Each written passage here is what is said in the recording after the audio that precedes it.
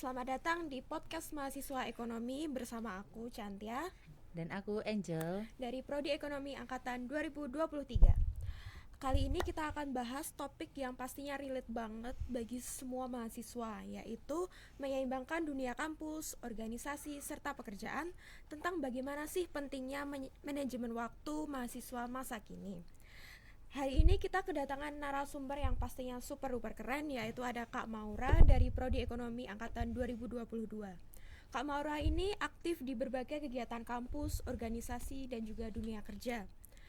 Nanti kita akan ngobrol santai tapi juga berbobot tentang bagaimana sih Kak Maura dalam membagi waktu, menghadapi tantangan dunia kerja, serta tetap produktif dalam menghadapi keseimbangan di dunia kerja dan kuliah ini. So, buat teman-teman, pastinya nggak boleh ketinggalan podcast kita karena nanti akan penuh insight dan inspirasi. Oke, langsung saja kita mulai ke topik pembahasan. Oke, bisa diceritain gak sih Kak sedikit kesibukan apa saja yang Kakak jalani selama ini dari organisasi, pekerjaan, dan kampus?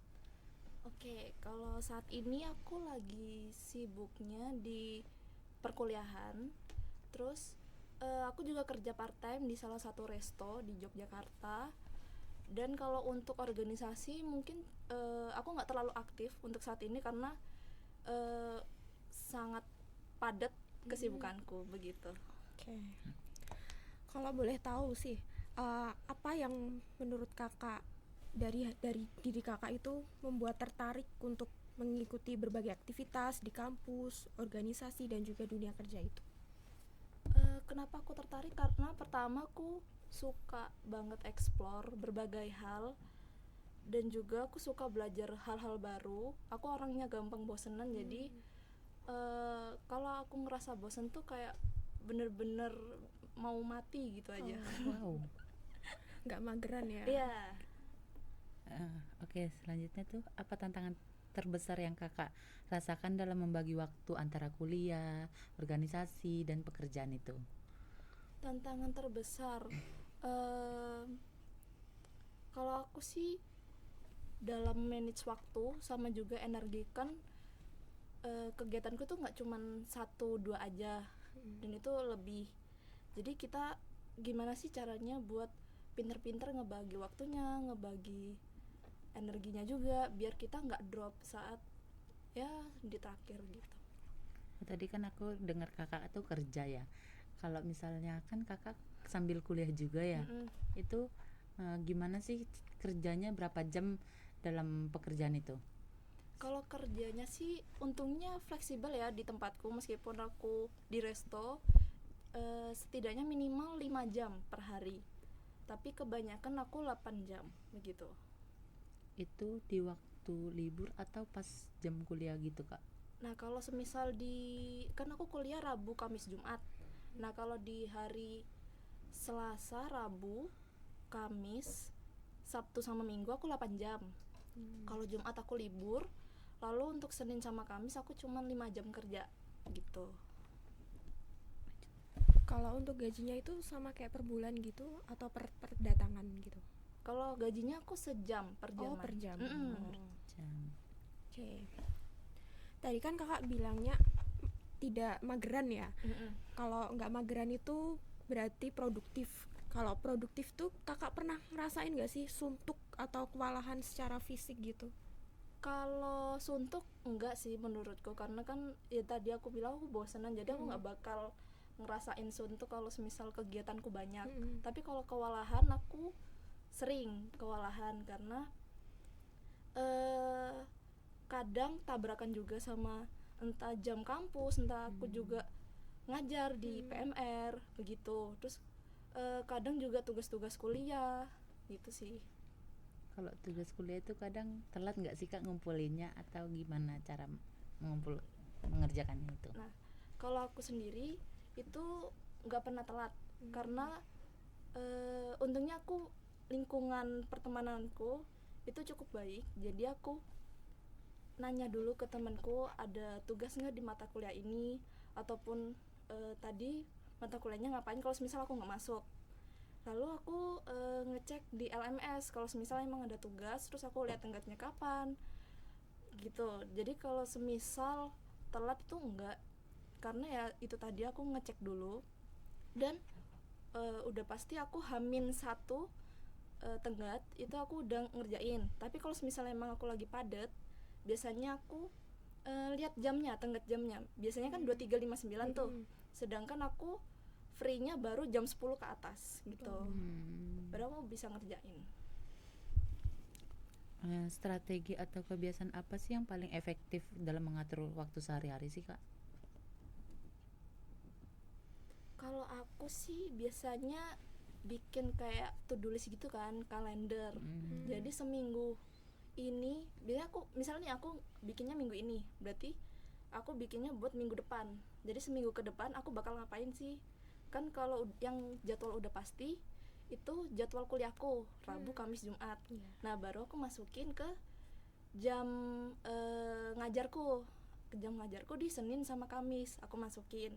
Lalu untuk sisanya baru aku masukin yang jam kerja gitu.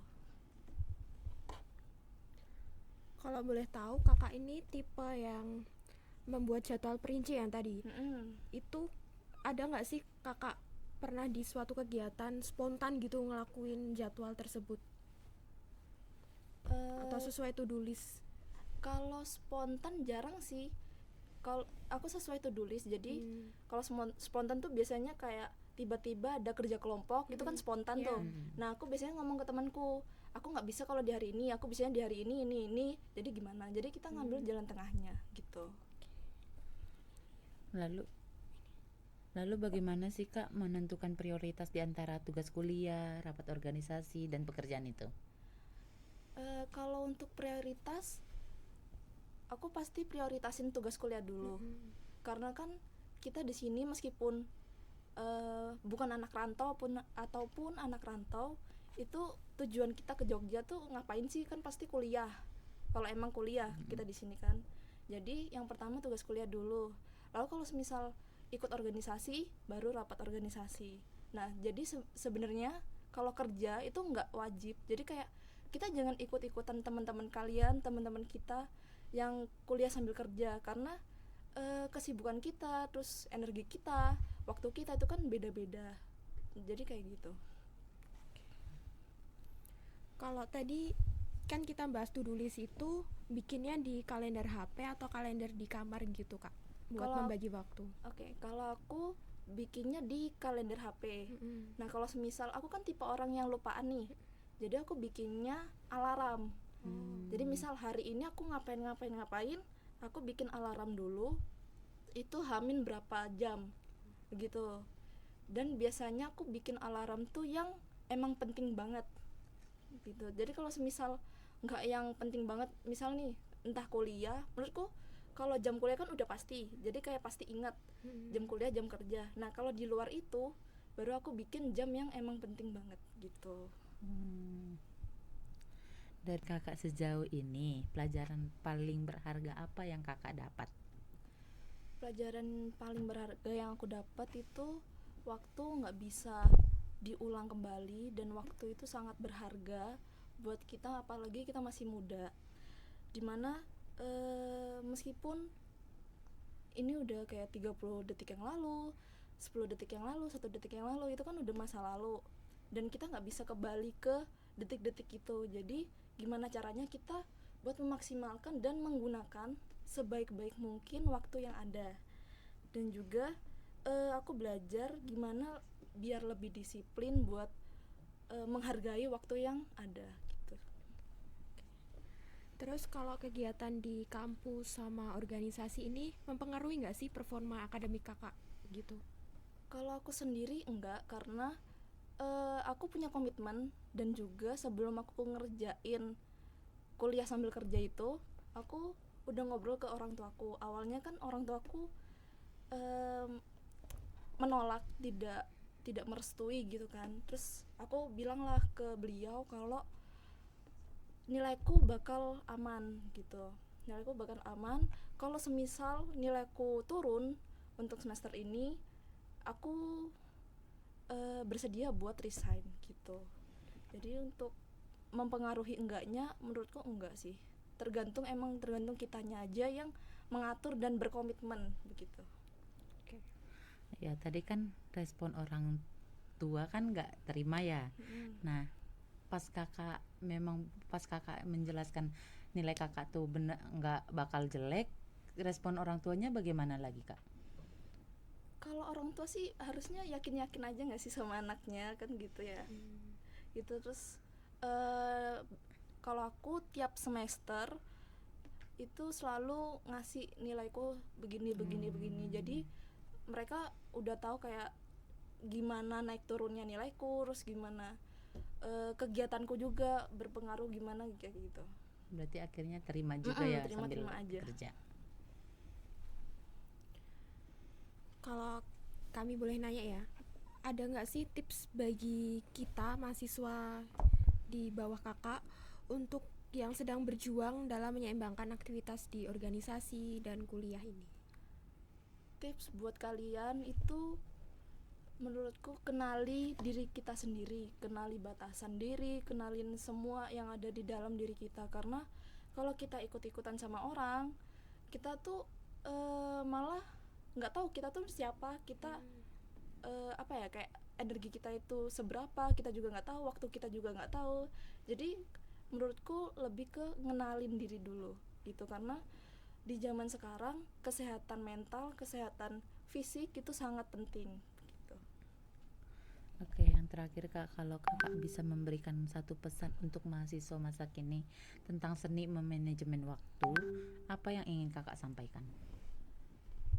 Seni untuk memanajemen waktu, menurutku waktu itu adalah seni untuk memilih, dimana nggak semua hal harus kita ambil, harus kita ikutin. Jadi kita ada hak untuk kita bisa memilih kita mau ngelakuin atau enggak. Jangan kita langsung ambil semua tanpa kita ngelihat energi kita, tanpa kita ngelihat waktu kita sendiri kayak gitu. Lalu tetap fokus, konsisten, profesional juga apa yang udah kita jalanin sekarang. Terima aja meskipun nanti ujungnya entah baik atau jeleknya, itu tetap terima aja gitu sih menurutku. Oke, gak kerasa ya kak, obrolan kita bareng Kak Maura hari ini seru banget. Banyak insight berharga tentang gimana cara menyeimbangkan kuliah, organisasi, dan pekerjaan dengan memanajemen waktu yang baik. Terima kasih buat Kak Maura dari Prodi Ekonomi Angkatan 2022 yang udah berbagi cerita dan inspirasi. Semoga obrolan ini memotivasi semua mahasiswa Prodi Ekonomi buat terus produktif tapi tetap seimbang dalam memanajemen waktu. Sampai jumpa di episode Potma berikutnya bareng kita Angel Dan Cantia. Tetap semangat dan terus berkembang. Bye-bye. Bye-bye. Bye.